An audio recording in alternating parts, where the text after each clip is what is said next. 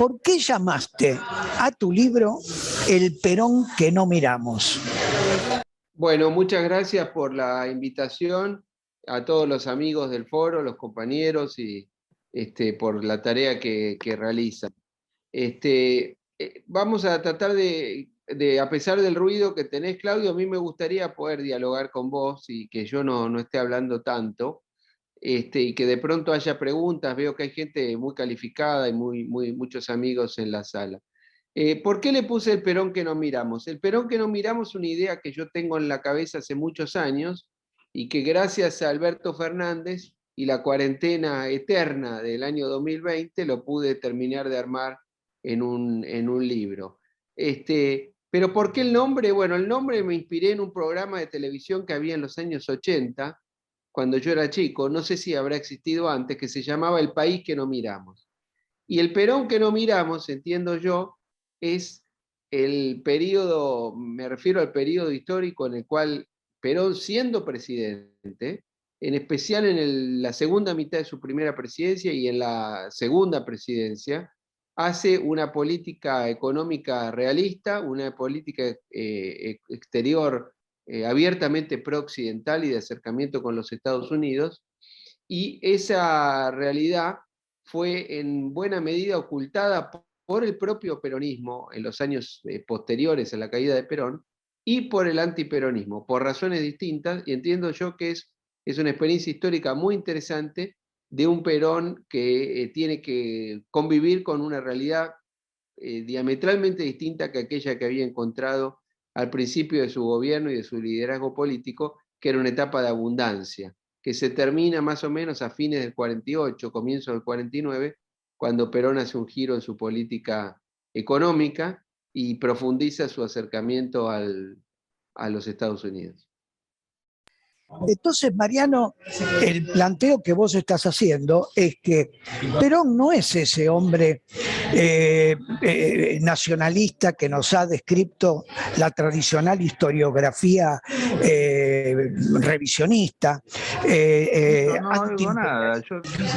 Te decía entonces, Mariano, que entonces Perón, ese antiimperialista, nacionalista, incluso con ciertos ribetes anticapitalistas, como decía La Marcha, o ese Perón nazifascista que nos dice la otra historiografía, en realidad no es ninguno de los dos. Vos estás planteando un Perón y usaste la palabra pragmático.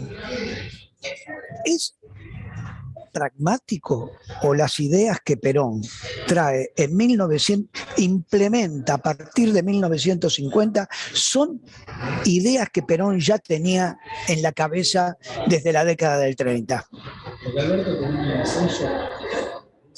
Bueno, yo creo que vos en tus trabajos has analizado la actuación de Perón durante los años 30, cuando él tenía una cercanía importante con personas muy relevantes del entorno del general Justo, y que permiten suponer que podía tener alguna tendencia o alguna formación de ese tipo inicial. Yo no conozco con la profundidad con la que has estudiado vos aquel tiempo, e incluso por lo que yo he podido estudiar y el conocimiento que uno tiene, yo creo que Perón en el fondo no tenía ideas muy predeterminadas en materia ideológica.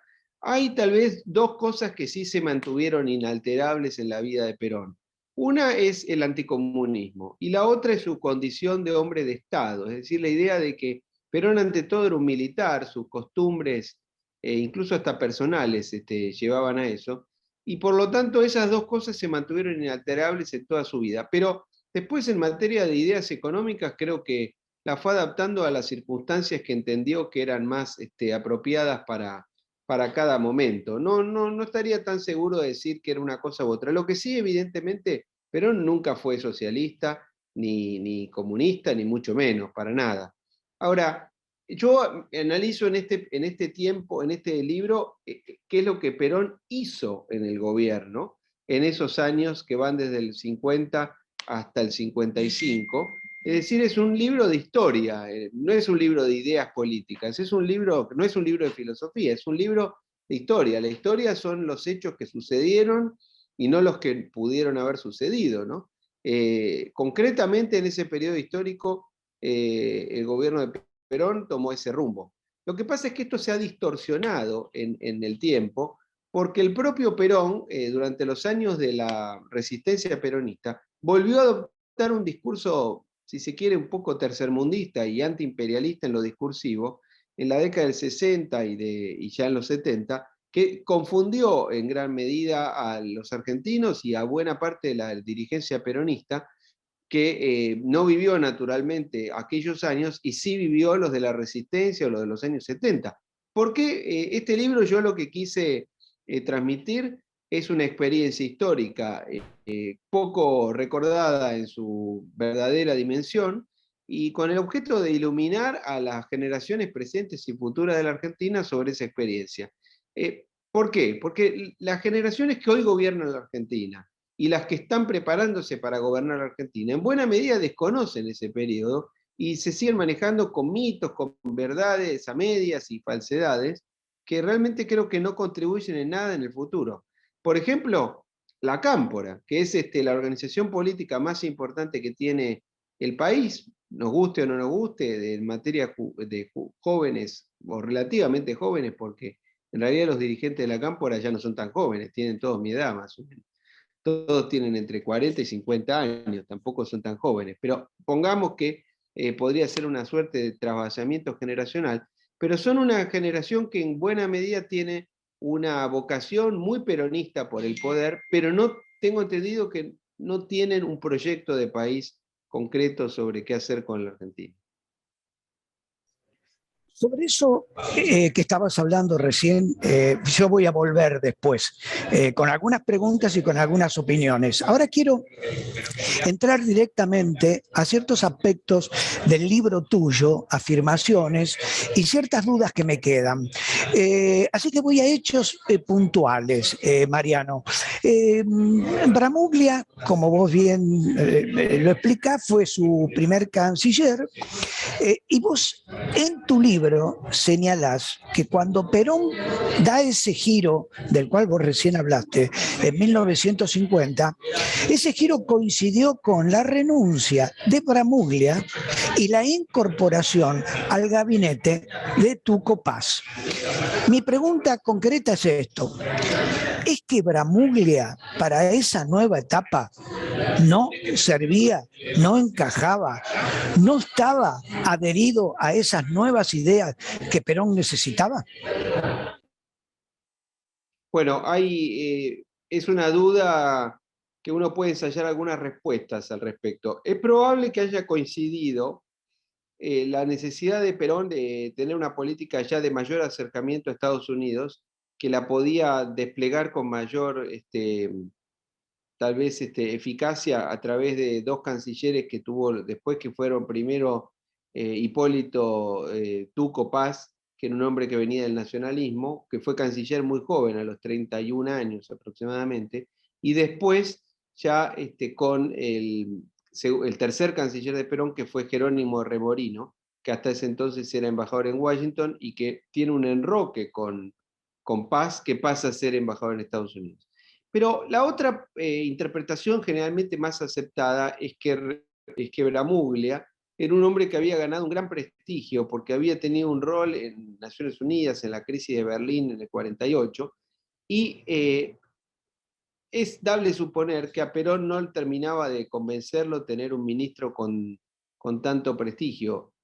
Por otro lado, Bramuglia arrastraba una enemistad por parte de Eva Perón, derivada de los hechos, todo indica que de una enemistad ganada en el 17 de octubre y en otras circunstancias, que habían hecho que Bramuglia, incluso que Bramuglia había sido descartado como candidato a gobernador en el año 46 de la provincia, que aparentemente era su vocación original, o la de ser ministro de Trabajo, y que había terminado siendo un canciller un poco inesperado en el año 46, pero que todo el mundo recuerda que como un hombre con un gran desempeño. Lo que sí es real, Claudio, es que Perón en esos años hace un cambio en la política económica, un cambio o una profundización en realidad de esa política de búsqueda de acuerdo con Estados Unidos, pero también es cierto que Perón se sacó de encima gente con ministros con más relieve político, ¿no? Y con figuras más, tal vez el caso más notable sea el de Mercante, que Mercante fue gobernador de la provincia de Buenos Aires y que en algún momento parecía como que podía ser un liderazgo alternativo, y bueno, Perón eso no lo iba a permitir, porque un problema serio que tuvo el liderazgo de Perón indudablemente fue un personalismo exacerbado, que no lo inventó Perón, pero era un problema que evidentemente tenía. Bueno, Mariano, yo pensaba hacerte otra pregunta, pero como vos introdujiste ahora a Mercante, y entonces creo que vos dirás, digo, yo te doy mi opinión, y vos por supuesto emitirás la tuya, pero yo creo que el problema con Mercante, que Perón tiene con Mercante, y que incluso Mercante tiene con Perón, no es de orden solamente de ambiciones políticas. Me parece que hay ahí diferencias de orden político y diferencias de orden ideológico. En la medida de que la reforma constitucional del año 49 está ahí planteado este tema, este asunto complejo del artículo 40 de la Constitución, que al parecer Perón no quería y Mercante es el que insiste en ponerlo. ¿Es así? ¿No es así? ¿Qué opinión tenés al respecto de eso? Es un gran misterio lo que sucedió en la constituyente del 49, porque Perón, por un lado, tiempo después sostuvo que él no había estado de acuerdo con ese artículo 40, que recordemos que es el artículo más polémico de la Constitución del 49 en cuanto al diseño económico de la Constitución. Pero también yo intenté estudiarlo bastante este tema e interpretarlo, ¿no? A mí me cuesta creer que si Perón realmente no hubiera querido que se aplicara ese artículo, no lo hubiera podido haber evitado. Tiendo a pensar que no. Hay varias situaciones en la vida de Perón que son confusas. Por ejemplo, cuando Perón en otro periodo que no trata este libro, pero en el año 73, cuando Perón elige finalmente a Isabel Perón para ser su vicepresidente, bueno, tiene una cosa un poco ambigua, porque por un lado lo hace, pero mandó a decir a todo el mundo que eso era propio de un país africano y que era una barbaridad y demás, y yo creo que lo podría haber evitado. Me cuesta creer que Perón en 1973 no podría haber puesto otro vicepresidente.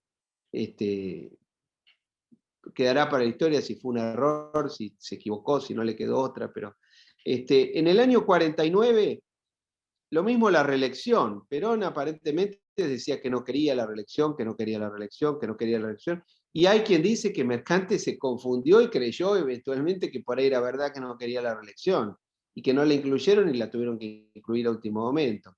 Yo creo que Perón en muchos casos, yo he estudiado más en materia de la relación con Estados Unidos y en relación con la política exterior.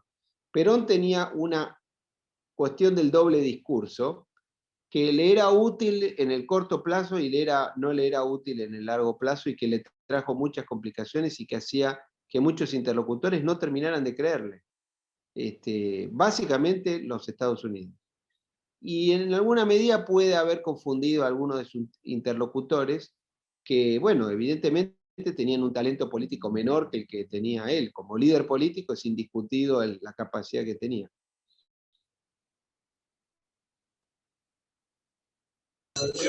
Ahora, ciertamente lo que vos decís es que si Perón no hubiera querido el artículo 40, era evidente que el artículo 40 no hubiera salido.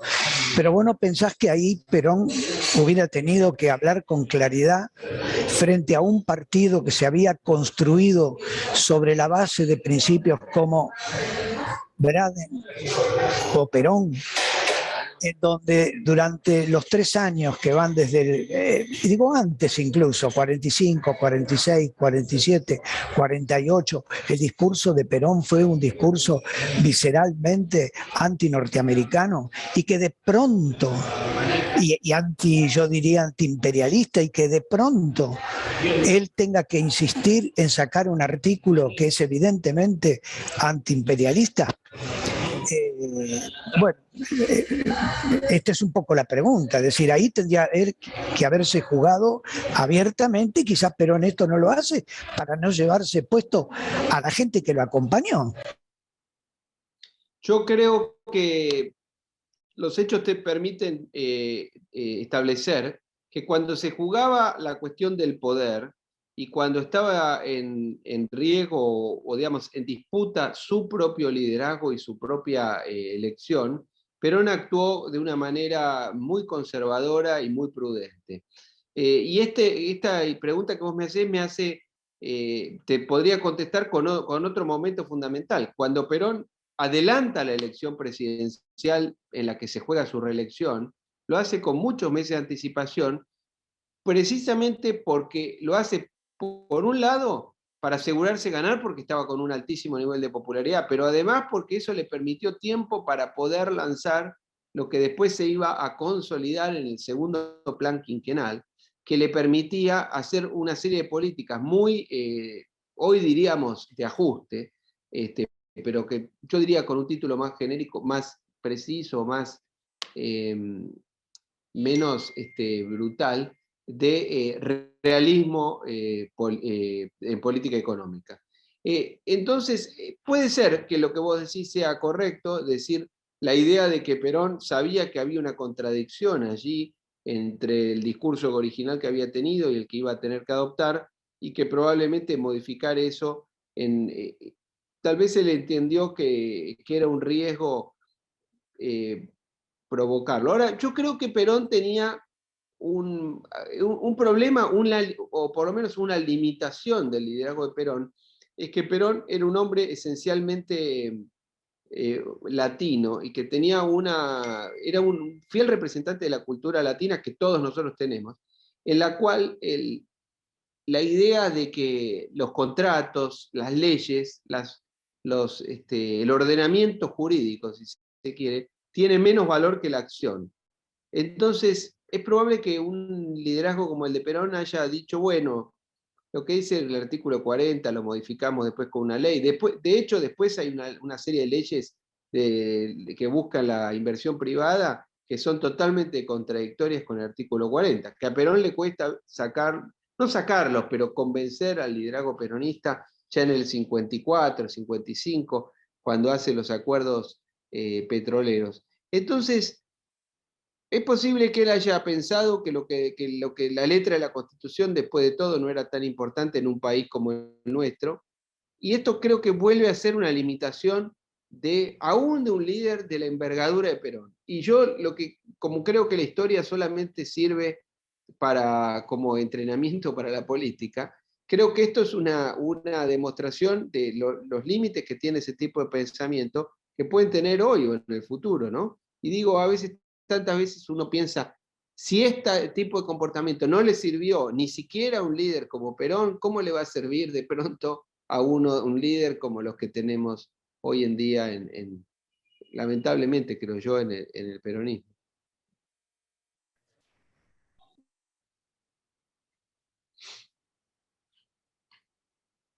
No se escucha. Ahora sí, no me había reconectado. Voy a temas puntuales de tu libro, Mariano, para después volver al sistema de ideas. Vos narrás los vínculos que Perón tuvo a lo largo de su primera y segunda presidencia con los distintos embajadores norteamericanos en nuestro país. Por supuesto que yo el libro lo he leído y lo tengo claro, pero me interesaría que vos plantearas cómo ha sido esa relación con los distintos embajadores, pero también con un personaje muy importante que, sin ser embajador, fue un funcionario norteamericano que vos lo nombrás varias veces y que es un tal Edward Miller, y que muy pocos historiadores hablan de él. Bueno. Bueno, lo que sucede es lo siguiente. Perón entendía, creo yo correctamente, que la política internacional era la faceta de la acción política más importante que un gobernante podía desplegar. Y por eso eso hacía que Perón dedicara tiempo a esta cuestión. Y en esa inversión de tiempo que Perón tenía sobre la política internacional, a la que intentaba comprender y analizar, y tener un seguimiento acabado de los eventos mundiales, a veces con aciertos y a veces con errores, pero que tenía claramente una intención de hacerlo, Perón dedicó mucho tiempo a las relaciones con los funcionarios norteamericanos. En aquella época, los viajes naturalmente no tenían la facilidad que tuvieron después, y por lo tanto las relaciones que los jefes de Estado tenían con los representantes de otros estados nacionales eran más importantes que los que tienen ahora. ¿Por qué? Porque la representación diplomática de los embajadores era más relevante en el pasado que lo que es hoy, simplemente porque las comunicaciones han mejorado. Entonces hoy se puede hacer después nació con el tiempo el concepto de la diplomacia presidencial, que es básicamente la que realizan los jefes de Estado o jefes de gobierno a través de viajes directos. Pero en aquella época eso era más limitado, y entonces el rol de un embajador era claramente más importante que el de hoy, en general en el mundo. A partir de esa realidad es que Perón le dedicaba tiempo a esta cuestión y le dedicaba atención, y durante sus años de gobierno, en la Argentina hubo varios embajadores norteamericanos, porque en general duraban poco tiempo. Bueno, el caso más extremo es el de Braden, que fue embajador antes de que Perón fuera presidente durante la campaña, contrariamente a lo que cualquiera podría suponer, porque Braden tuvo una actuación muy importante, negativa, pero muy importante. Braden fue embajador en la Argentina solamente 3 o 4 meses, no me acuerdo ahora exacto, pero no sé si fueron 3 o 4, pero una cantidad de tiempo extremadamente limitada, y sin embargo fue suficiente para que hiciera unas cuantas macanas. Y que consiguiera además lo contrario a lo que sus instrucciones le preveían. Pero después Perón tuvo una gran relación, por ejemplo, con el embajador Albert Nuffer, que fue nombrado en el 52, y que sirvió durante el primer tiempo de la administración Eisenhower, aunque había sido nombrado en el final de la administración Truman. Y con respecto a Miller, Miller era subsecretario. En aquella época, como ahora, el Departamento de Estado estaba organizado por regiones, y quien se ocupaba de los asuntos hemisféricos o de la política latinoamericana viajaba regularmente a la región, y entre ellos, por supuesto, a Buenos Aires, y Perón se ocupaba especialmente de mantener relaciones permanentes con esos enviados. Otro caso fundamental es la visita que hace Milton Eisenhower a Argentina y a la región, que es la que ilustra la tapa del libro, que era el hermano del presidente, del general Eisenhower, a partir de 1953, y que hace un viaje muy importante en julio de ese año, a lo largo de prácticamente todos los países de la región, y que tiene en Buenos Aires una serie de reuniones con Perón, en las que hay un libro muy interesante de Milton Eisenhower que se llama The Wine is Bitter, que significa el vino es amargo, es una frase aparentemente guatemalteca, si mal no recuerdo, pero y que describe cómo veía Estados Unidos, cómo veía un enviado de Estados Unidos a Latinoamérica.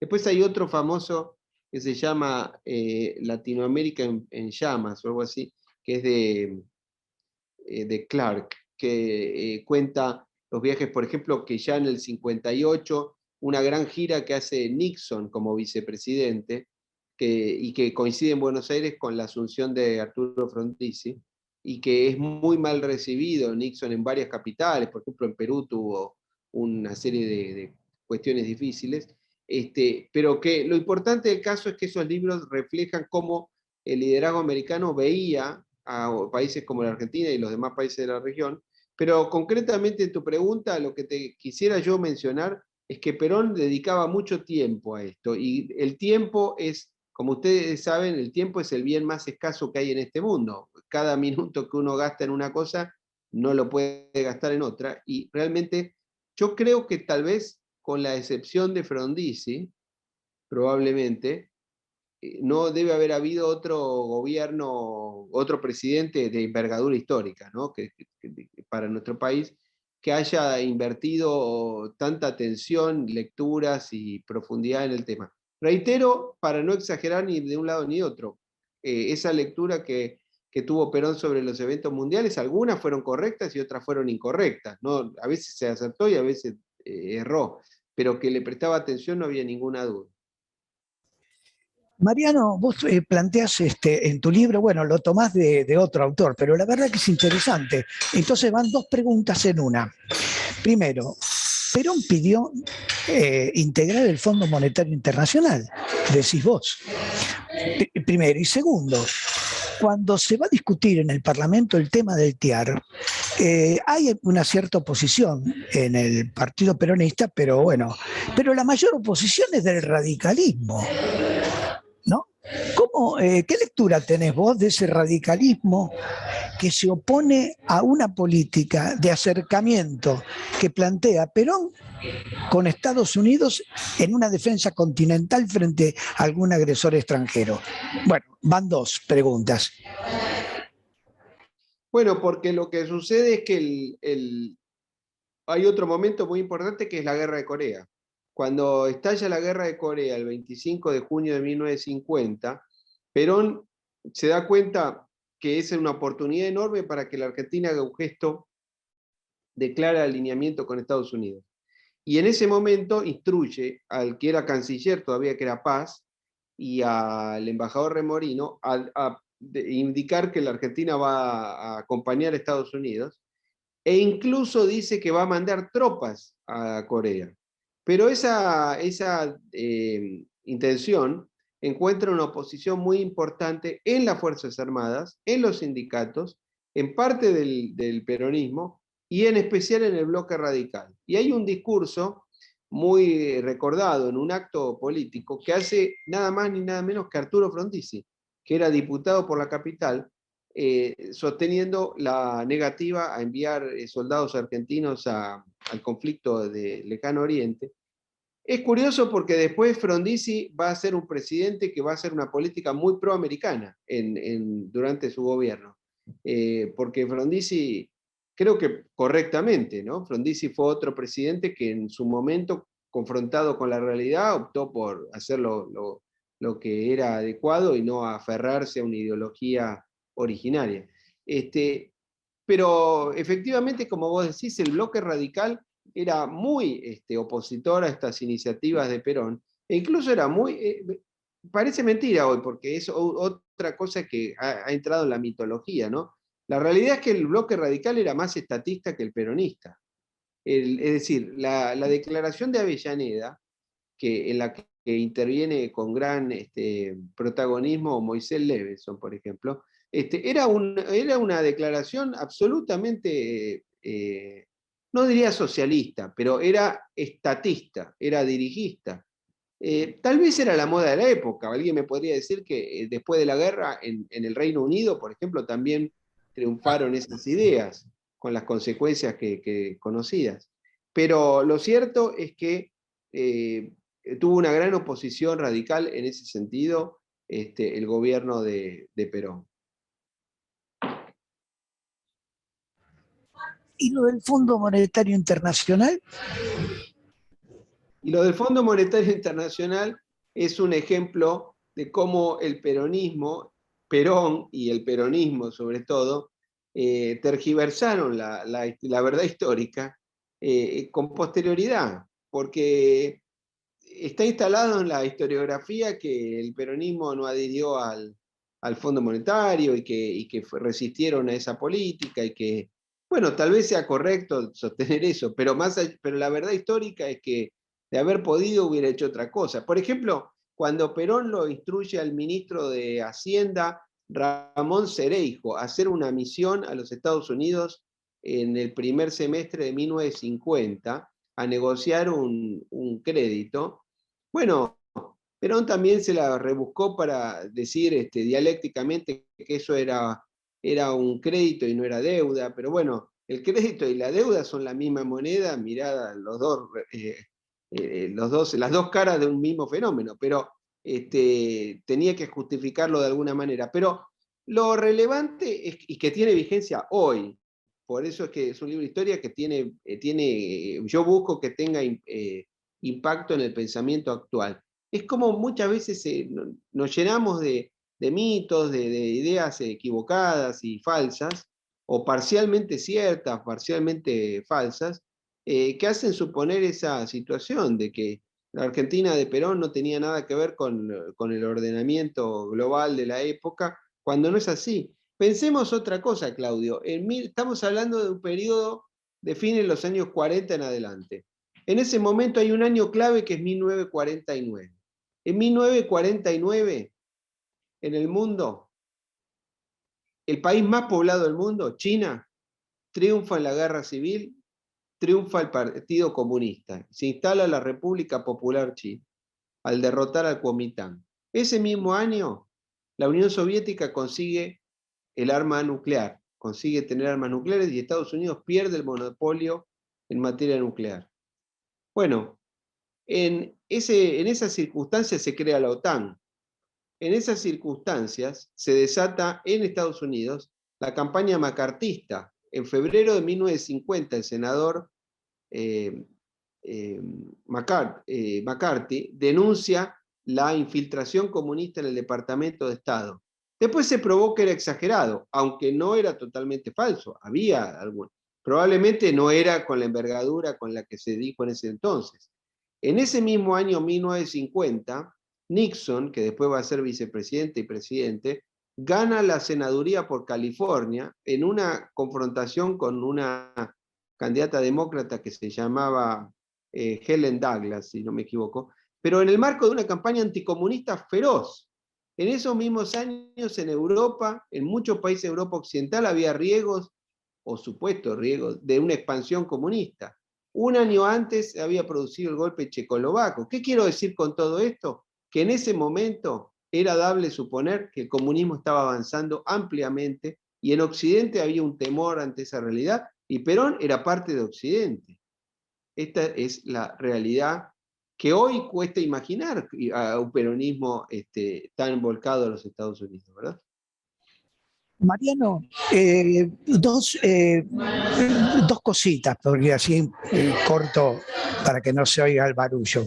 Una, vos planteás que Perón estaba convencido que iba a desatarse abiertamente una tercera guerra mundial. Muy bien, eso. Y Corea, de alguna manera, viene a darle la razón a él. Ahí está el primer enfrentamiento, diríamos, casi abierto entre las dos potencias. Perón viene planteando la tercera posición. La pregunta que te hago es esta. La tercera posición de Perón en el marco de una tercera guerra mundial no es la continuidad en otro tiempo de la neutralidad planteada en los años 39 y 40 por los conservadores y por los radicales antipersonalistas. Pregunto, porque bajo el disfraz de la tercera posición lo que hay es no me meto. ¿Puede ser? Bueno, a ver, yo diría lo siguiente, la neutralidad. La neutralidad argentina ante los conflictos mundiales, básicamente la Primera y la Segunda Guerra Mundial, es una política anterior al peronismo, como vos bien decís. Incluso es una política de los gobiernos conservadores. Incluso los gobiernos conservadores por ejemplo, en 1889, cuando Estados Unidos convoca en Washington a la primera conferencia panamericana de importancia, los delegados argentinos hacen gestos prácticamente de desprecio. ¿Por qué? ¿Qué es lo que hay que entender también? Fue un error probablemente, pero hay que entender por qué se llevó ese error. La neutralidad argentina, de alguna manera, es parecida o entendible en la época, en el siglo XIX sobre todo. El mismo Estados Unidos tenía una vocación aislacionista. ¿Por qué? Porque Estados Unidos y los países americanos nacieron como una respuesta a lo que hoy se podría decir una especie de cansancio de la política europea.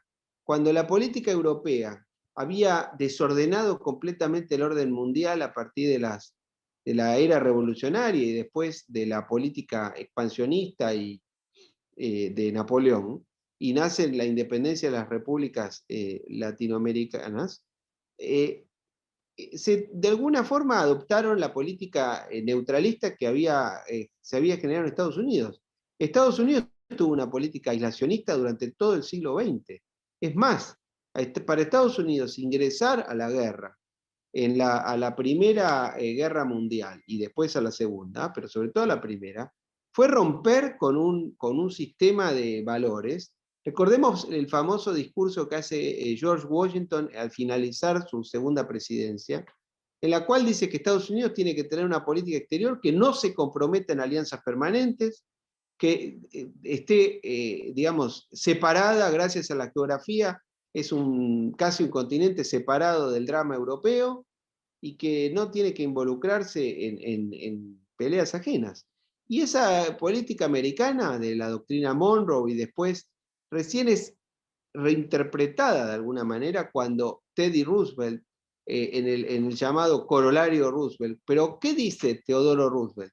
Dice que Estados Unidos ha adquirido una envergadura de potencia que le genera obligaciones en el plano internacional, de policía internacional, pero que la va a ejercer ese poder de policía de manera restringida, y dice una palabra que no se usa mucho en castellano, que es una palabra que se usa mucho en inglés, pero que dice de manera reluctante, es decir, que va a intervenir eventualmente, aunque no quiera, como última instancia. ¿Qué quiero decir con todo esto? Que la política de un país como la Argentina, en ese sentido hay que entender que tenía una razón de ser histórica en aquel tiempo, y que los conservadores y después los gobiernos radicales siguieron con esa postura. Y los gobiernos conservadores que vos te referís en el año, ya con Castillo, te estás refiriendo vos a la conferencia de Río, ¿no? De enero del 42, cuando la Argentina adopta lo que yo entiendo que fue un error estratégico enorme, que fue pararse en soledad, porque apenas Chile acompañó al principio, pero después enseguida cambió de postura a votar en contra de Estados Unidos en su reclamo de solidaridad hemisférica, cuando había sido atacado 20 días antes en Pearl Harbor en diciembre del 41.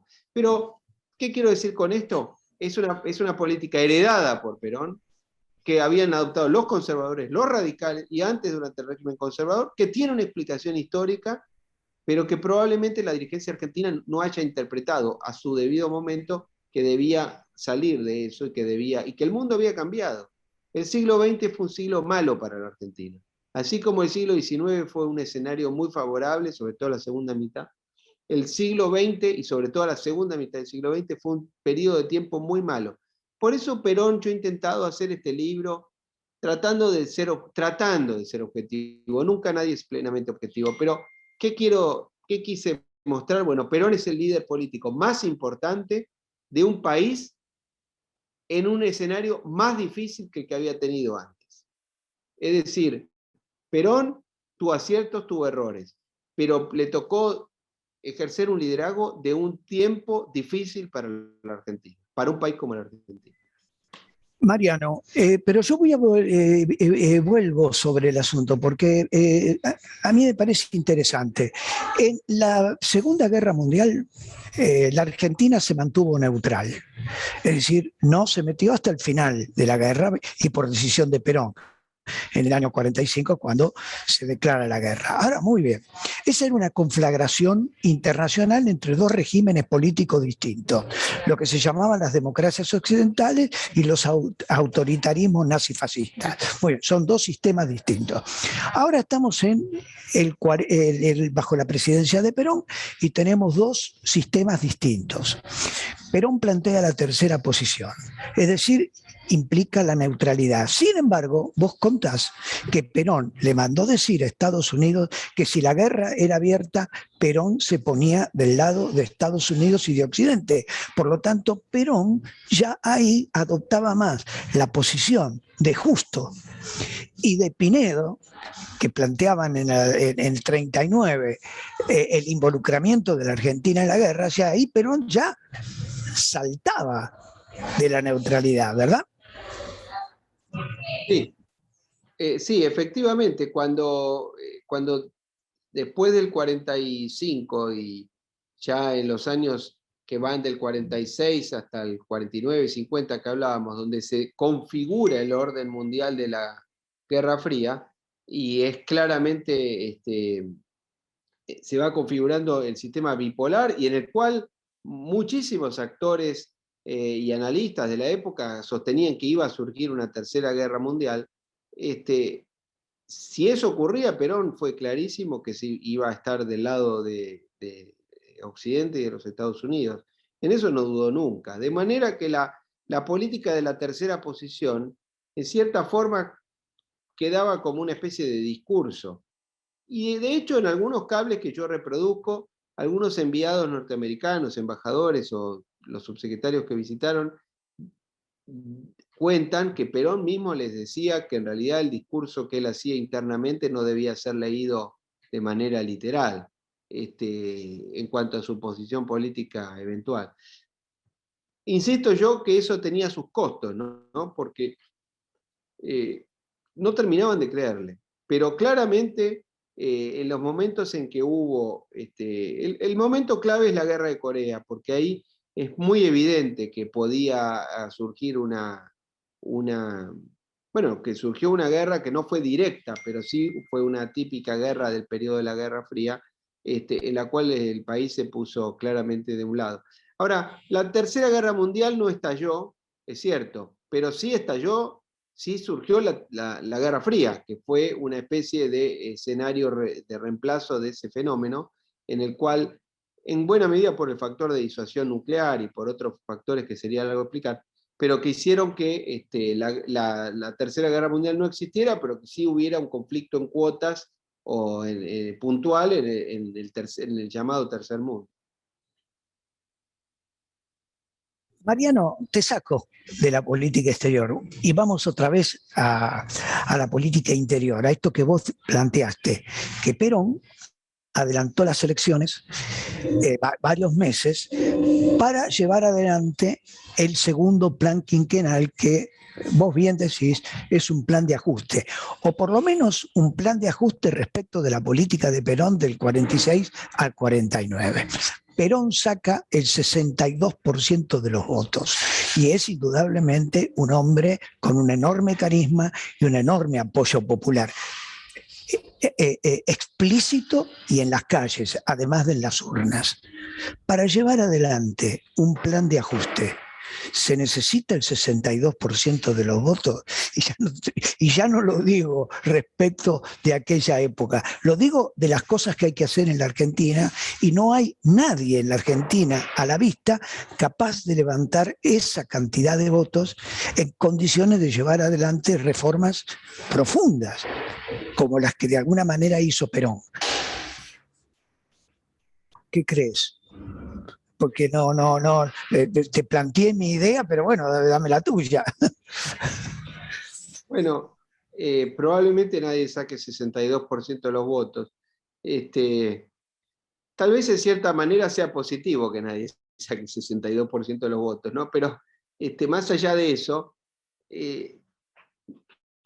los países cuando logran algún tipo de política exitosa, en realidad no es porque alguien con un liderazgo enorme lo haya conseguido, sino que eventualmente que eso después sea continuado, o que se alcance un acuerdo político que lo sustente. Yo creo que la experiencia histórica, aquella experiencia histórica, mi impresión es que, bueno, que insisto, Perón en lo esencial, cuando se jugaba el poder, cuando se jugaba su situación personal de él, era muy conservador y muy prudente. Yo creo que Perón, el gobierno de Perón, por ejemplo, visto retrospectivamente, uno puede suponer que fue más autoritario de lo que hubiera sido necesario, porque la verdad es que era un gobierno muy popular, y el mismo Perón, por ejemplo, se arrepintió de su política de expropiación de la prensa y de otros diarios, y de haber tenido un sistema de control tan férreo de la prensa, que finalmente tampoco le sirvió, porque en el momento, esa frase famosa que dijo Perón, se la dijo a tanta gente, ¿no? Que en el 45 tenía todos los medios en contra y llegó al poder, y en el 55 tenía todos a favor y los terminó perdiendo el poder. El gobierno de Perón, es posible imaginar o sostener que fue probablemente más autoritario de lo que era necesario. Obviamente que no, lo deseable es otra cosa, pero de lo que era necesario. Hay una interpretación que hace, por ejemplo, nuestro amigo Muiño, que él sostiene que en el liderazgo peronista, en esa época, pudieron tener en mente lo que había pasado con Irigoyen, de que si no, la idea de que el golpe del 30 pudo haber condicionado esa mentalidad, puede ser, no lo sé, podría llegar a ser. Ahora, el presente y el futuro, que creo que vos me preguntás. Yo pienso que un país como Argentina, actualmente nadie va a sacar 62% de los votos. Lo que pienso es que debería haber algún tipo de acuerdo que podría establecerse a través de una especie de gobierno de unidad nacional, o por lo menos con un gran acuerdo en un plan económico y en un plan de integración regional, sobre todo, ¿no? Pensemos lo dañadas que tenemos nuestras relaciones con el Mercosur, que son fundamentales para poder desplegar una plataforma de vinculación con las grandes potencias, ¿no? Con Estados Unidos, con China, con la Unión Europea.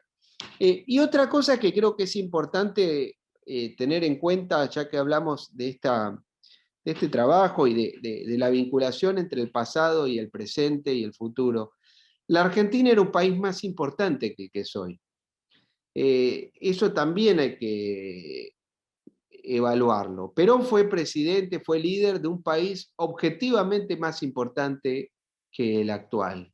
Frondizi fue presidente de un país más importante que el actual. Es más, Alfonsín y Menem fueron presidentes de un país que todavía era más importante que el actual, desgraciadamente, porque nuestro país, lamentablemente, es un país que ha retrocedido en muchos indicadores. Pensemos una cosa, estamos hablando de Perón de los años 50. Perón, la Argentina en 1950 todavía era el país más importante de Sudamérica. Era más que Brasil, en 1950.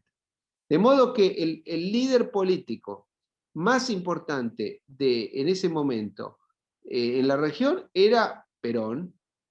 Probablemente, bueno, Vargas fue un gran líder, pero el presidente de la Argentina era en gran medida una persona más importante, ni hablar con lo que es hoy. Pero por eso también lo fue el general Justo, también lo fue Irigoyen, también lo fue, hasta la época de Frondizi, la Argentina era más que Brasil. Hoy la Argentina es el tercer país de la región y el cuarto si se toma Latinoamérica, pero bueno, si se toma México, pero México es un país de América del Norte. Pero si se toma en cuenta Sudamérica, la Argentina hoy compite por el tercer lugar con Colombia, que ya tiene una población más grande que Argentina y que tiene un PBI probablemente ya más elevado que la Argentina.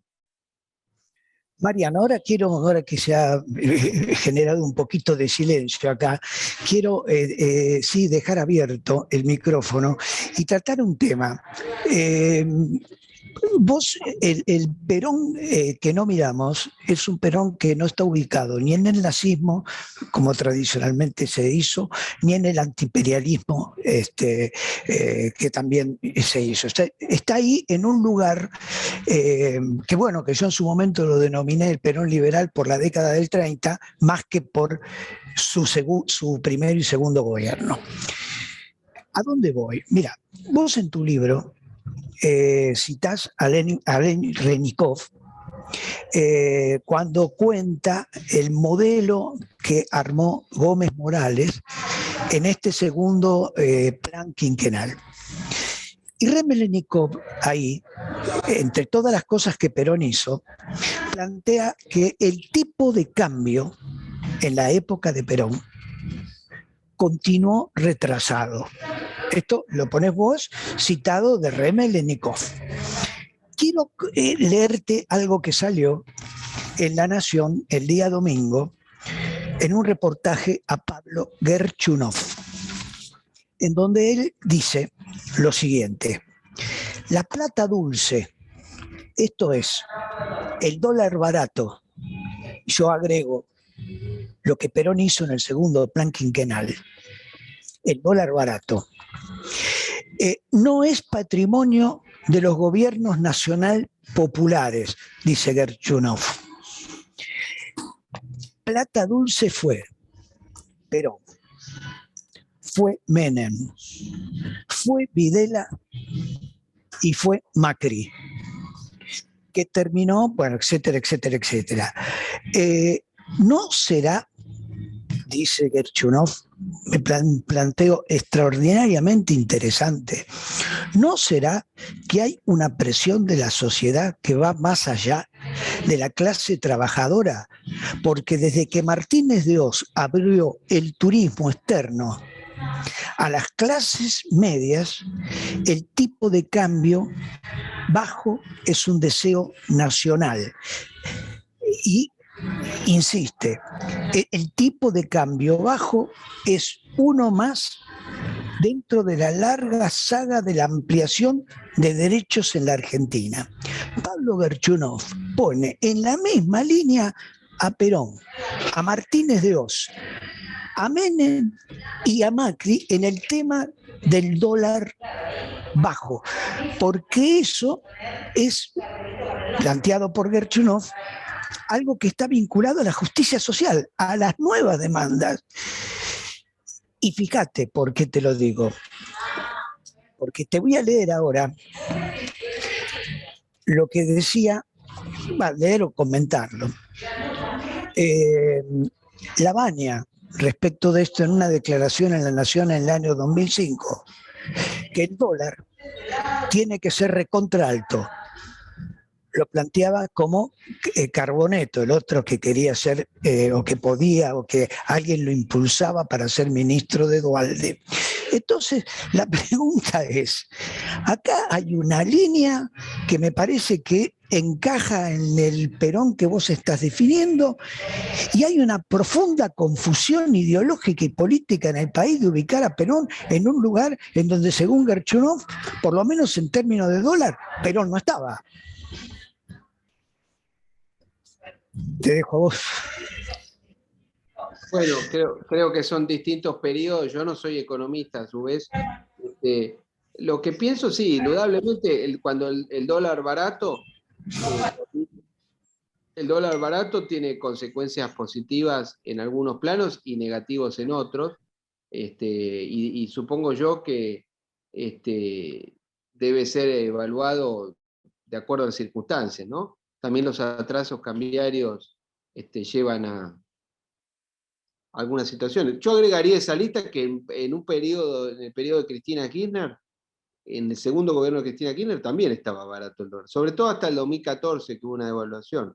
Pero para no entrar en ese punto que creo que es una discusión económica, lo que sí creo que es evidente es que una cosa que hay que rescatar del liderazgo de Perón en ese momento, como así en otras cosas es muy cuestionable, lo que sí es destacable es que en 1948, 48 y principio del 49, ese gobierno advirtió que el triángulo económico entre la Argentina, el Reino Unido y los Estados Unidos, que había sido virtuoso hasta los años 20, 30 y que había tenido una especie de sobrevida después de la inmediata posguerra, se había agotado. ¿Por qué?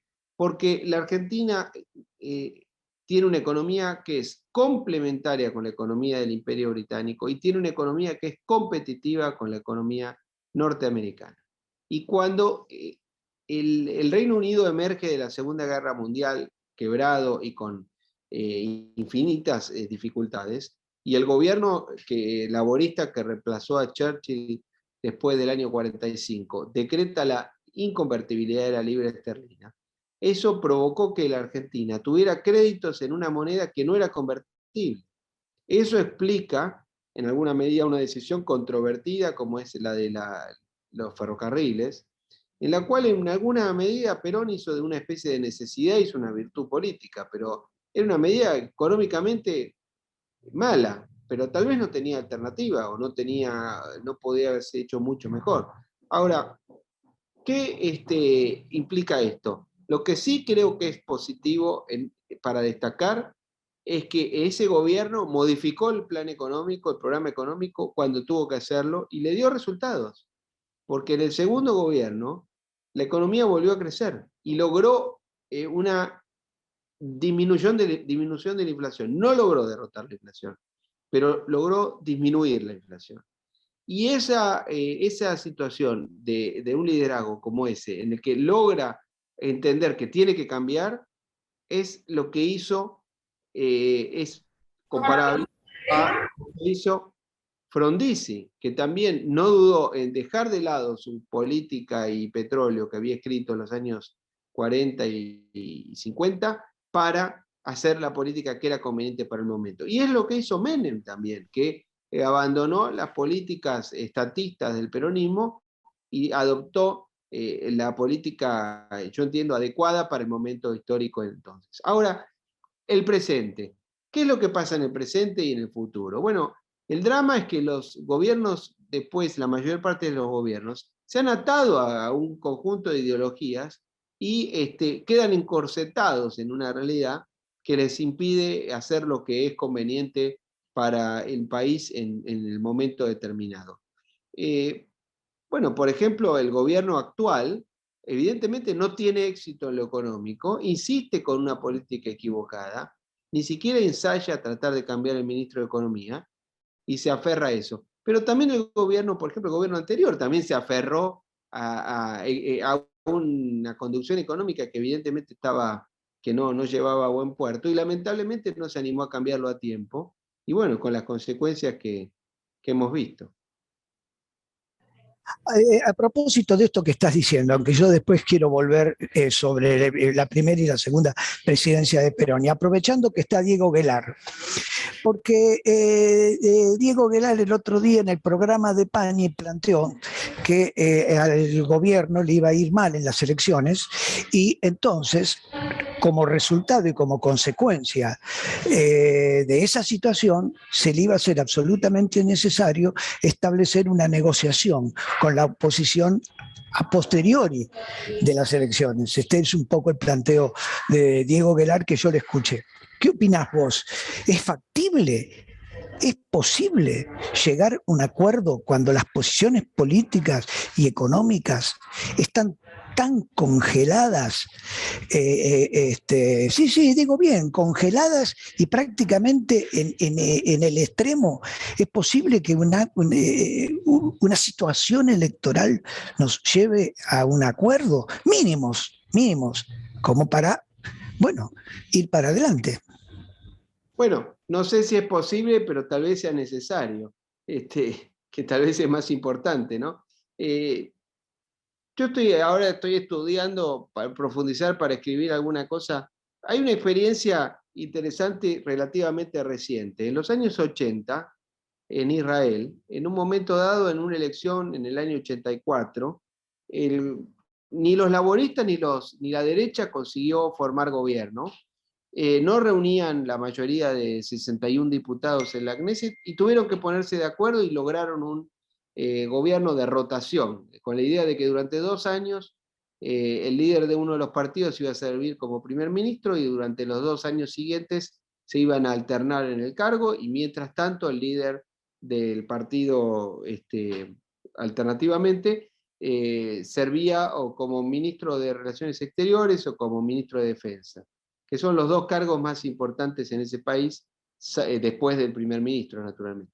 Bueno, y ese acuerdo político incluyó un plan económico, que fue compartido por los 2 partidos y que se mantuvo a lo largo del tiempo, durante muchos años, y que permitió que ese país que tenía una inflación altísima en los años 70 y en los años 80, lograra vencer a la inflación y hacer una política de modernización económica. Y bueno, hoy vemos, es un país que tiene más de $40.000 de ingreso per cápita, tiene un nivel de ingreso por habitante mayor al de Francia, por ejemplo, y al de Italia. 5 veces más que la Argentina, era un país pobre, ¿no? Y ni hablar con las dificultades geopolíticas que tiene.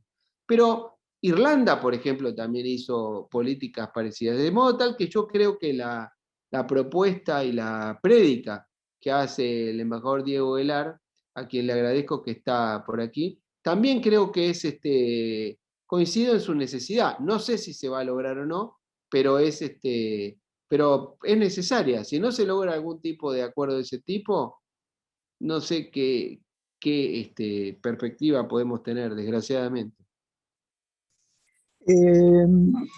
Vuelvo atrás y sería ya para ir cerrando. Vos señalás que Perón, en su gobierno, planteó la política del ABC, la alianza con Brasil, alianza con Chile, y remontás esas tradiciones a la postura de un canciller muy importante que tuvo Brasil a comienzos del siglo XX. La pregunta que yo te hago, ¿no es posible que Perón, en su planteo de ABC, en vez de ir tan atrás, no lo tuviera más cerca de él? Por ejemplo, en Pinedo, por ejemplo, en el general Sarobe. Con Sarobe Perón tuvo una relación personal. Pinedo no, pero Pinedo escribía y Perón leía. Entonces, la pregunta es si el ABC de Perón, un poco, no es continuación de intentos fallidos de la década del 30. No hay una ruptura, como vos bien lo decís, entre el Perón, que llega al poder en el año 46, o mismo incluso la revolución del año 43 con el ciclo anterior del 30. ¿Cómo lo ves eso? Porque Pinedo, perdóname, ¿no? Porque Pinedo prácticamente en los escritos que tiene, no lo voy a leer ahora, porque es muy extenso, compara los Estados Unidos de Norteamérica con la posibilidad de construir los Estados Unidos de América del Sur. Esto lo dice Pinedo en un texto, pero Pinedo dice que para llegar a eso, lo primero es un acuerdo de Argentina con Brasil. Exactamente lo mismo que dice el general Sarobe, un hombre de justo, si los hubo. Bueno, sí, coincido básicamente con lo que vos planteás. Vos te referís al barón de Río Branco, que fue ministro. Sí, a él. Ahora, en la Argentina el ABC fue impulsado en aquellos años, en el final de la era conservadora, y en el año 15, si no me equivoco, y después esa política es impulsada también por Justo y por los gobiernos de la década del 30, que es otro gran mito de la Argentina, ¿no? Cómo se ha demonizado quizá excesivamente una experiencia de gobierno que, si bien desde el punto de vista democrático es cuestionable porque sobre todo la elección de 1937 fue escandalosamente fraudulenta y el Partido Radical estuvo proscripto en alguna, o plenamente o parcialmente, pero desde el punto de vista de la relación, digamos, del en materia económica fueron gobiernos que fueron, por lo menos que habría que analizarlos con algún tipo de... Ustedes lo hicieron la semana pasada muy bien. A ver, coincido con lo que vos decís, complementaría con una idea. Hay 3 presidentes, los 3 de origen militar, Roca, Justo, Perón. Y los 3 intentan, con distinto grado de éxito, algún tipo de entendimiento regional, el ABC. El primer presidente argentino que viajó al exterior en su calidad de jefe de Estado fue Roca. En 1899 es el famoso abrazo del Estrecho, y en 1900 o 1901, no me acuerdo exactamente, hace un viaje al Brasil. Y esa política, después el general Justo también intenta lograrla, y el gobierno de Perón intenta lo propio. Ahora, Perón le fue mejor con Chile que con Brasil, porque con Chile logró, él hace un viaje en febrero de 1953 a Chile, pero con Brasil no logra establecer una relación plena por una serie de razones. Una de ellas fue que, contrariamente a lo que se supone, Vargas y Perón nunca se reunieron.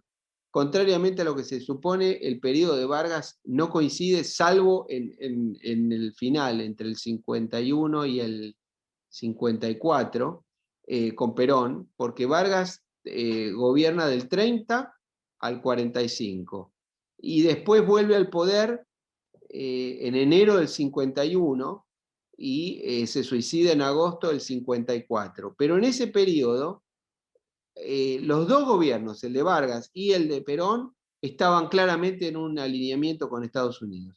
Y el gobierno de Vargas no termina de lograr establecer tal vez una confianza en el gobierno de Perón. Aunque yo tampoco adhiero plenamente a esa tesis que ha expresado algún historiador del que vos te has ocupado recientemente, que sostiene la idea de que Perón tenía una vocación imperialista. Me parece muy exagerado eso. Pero sí creo que no terminó de generar una confianza en ese sentido. Por otra parte, el canciller de Vargas en el segundo periodo no era Arana, ahora me estoy olvidando el nombre, en el segundo periodo, Luzardo. No, Luzardo era el embajador. El embajador, perdón. Sí. Luzardo era el embajador en Buenos Aires, que era muy cercano a Perón, pero el canciller era, bueno, ahora Fontaura creo que era, bueno, él tenía una política muy anti-argentina, y además, según testimonios de la época, la diplomacia americana habría no colaborado demasiado en esa idea. Hay que ver hasta qué punto eso es cierto, ¿no? Si realmente les molestaba tanto o si hay una exageración. Pero en cualquier caso, lo cierto que yo creo que como lección podríamos dejar para estas cuestiones es, esta idea que creo que hay que insistir, una, que la Argentina era un país claramente más importante que es hoy. Segundo, que Perón era un gran líder, pero que cometió errores importantes, y que uno de ellos fue que, a pesar de que estaba haciendo una política que podríamos decir correcta, a pesar de eso no generaba confianza plena en sus interlocutores, y que eso era en buena medida por la dualidad que tenía en el discurso, que le servía internamente pero tal vez no le servía en el exterior, y que reforzó de alguna manera la desconfianza que muchas veces los argentinos despertamos. Quiero adicionarte algo y finalmente para ir cerrando. Vos decís que en Brasil, sectores concretamente de Itamaraty no veían con buenos ojos el acercamiento, un acuerdo entre Brasil y la Argentina. Bueno, muy bien. Y que Vargas no podía saltar por encima de eso. Quiero contarte que en la Argentina, en sectores de las Fuerzas Armadas, tampoco estaban de acuerdo con el acercamiento de Perón a Brasil. Y te comento, y para ir cerrando, en el año 1986 el almirante Rojas publica en La Nación una carta, no la voy a leer ahora, solo para comentarlo, para decirlo, publica una carta en el diario La Nación en donde él explica que una de las características del gobierno de Perón, entre otras, ha sido la traición a la patria, y que esa traición a la patria tiene, por ejemplo, este intento de alianza de la Argentina con Brasil. Quiere decir que en sectores de las Fuerzas Armadas Argentinas, el acuerdo con Brasil en aquella época, dado que había sido durante muchísimo tiempo hipótesis de conflicto, era muy difícil que Perón lograse, digamos, desde su país llegar a un acuerdo por más poder popular, 62%, cuando las Fuerzas Armadas a eso se le oponían. O sea, no era solo el sistema político y del Ministerio de Relaciones de Itamaraty de Brasil, eran las Fuerzas Armadas Argentinas. Y yo creo que un sector que acompañaba a Perón, los nacionalistas argentinos que acompañaron muchas veces tapándose la nariz a Perón, no veían con buenos ojos a Brasil. Había sido siempre el gran enemigo de la República Argentina. Quería comentarte esto, Mariano. Si no me equivoco, incluso Rojas había sido agregado. Sí. Rojas había sido agregado naval en Río de Janeiro y en ese momento, cuando él está, es cuando están las negociaciones con Vargas. Y entonces eso él lo vive y por eso esto él lo publica en esa carta. Él lo vivió de manera personal. Y le pareció francamente una actitud pésima por parte del presidente argentino y además miembro de las Fuerzas Armadas. De modo que este asunto del acuerdo con Brasil es un asunto que en aquellos años costaba muchísimo. Pero la verdad que era, como lo dice Pinedo, ¿no?, en su texto que te he comentado, que era la única manera en América del Sur de tener industria pesada, porque él planteaba que era imposible la industria pesada en la Argentina, un país de 14 millones de habitantes, porque las inversiones eran extraordinarias para tener un mercado consumidor tan chico. Eso lo planteaba Pinedo. Entonces, la única salida era la unidad ciudadana. Lo planteaba también Alejandro Bunge. Y Bunge, en su trabajo económico, es un poquito, ¿no?, reacio al acuerdo con Brasil, porque él plantea Uruguay, Paraguay, Chile, Bolivia y Perú. Pero finalmente en algunos renglones dice, bueno, podría ser Brasil también, dice Bunge, pero el que con claridad dice Brasil es Pinedo y es Aroe. Pero era muy difícil. Incluso no le fue fácil a Alfonsín el acuerdo con Sarney. Sí, efectivamente, ahora se han cumplido 60 años de la declaración de Uruguayana, en la que en abril del 61 Frondizi y Cuadros hacen la declaración conjunta en ese momento. Frondizi fue a pesar, se reunió con Cuadros, a pesar de la presión militar que le sugería no hacerlo. O sea, las hipótesis de conflicto. Hay un libro muy interesante que son las memorias de Oscar Camillón, que las hace con un gran historiador que, dicho sea de paso, te ha mandado saludos, que es Guillermo Gació. ¿Está en el país? ¿Está en el país, Guillermo? No, está en Holanda. Perfecto. Que Oscar Camillón cuenta las inmensas dificultades cuando él, siendo embajador en el Brasil, en el gobierno, durante el gobierno militar último, tenía esas dificultades. Por eso es que, para cerrar y para tener una vinculación con el presente, ¿no?, creo yo que la política que se hizo en los años 80, 90 y después de haber logrado un entendimiento con los brasileños y con los demás miembros del Mercosur, es tan importante, es un activo tan valioso que tiene la Argentina, que realmente echarlo a perder por una cuestión ideológica y por una cuestión de gustos personales y demás, creo que es algo imperdonable que está haciendo este gobierno y que merece un gran repudio de la clase dirigente. Creo felizmente que, por suerte, con la gente con la que yo puedo tener relación y compartir y que pertenece a la gente que se dedica a la política internacional argentina, creo que hay un consenso bastante amplio de que eso es una política equivocada, de modo tal que creo que se podrá corregir en el futuro. Pero bueno, coincido con tus planteos y bueno, y te agradezco el diálogo, Claudio, y a la gente del foro. Y bueno, si este libro sirve para plantear estas ideas y discutirlas, creo que ya es positivo. Podrá ser mejor, peor, podrá tener aciertos o errores, pero lo importante es dialogar sobre esto y desterrar algunos mitos que están tan establecidos. Yo te agradezco a vos, Mariano. Además es un muy buen libro, un excelente libro, una gran investigación. Vino bien la pandemia para tener este libro en las librerías y en las manos, que le recomiendo a todos que accedan a él y que lo lean. Muy buen libro. Así que te lo agradezco a vos.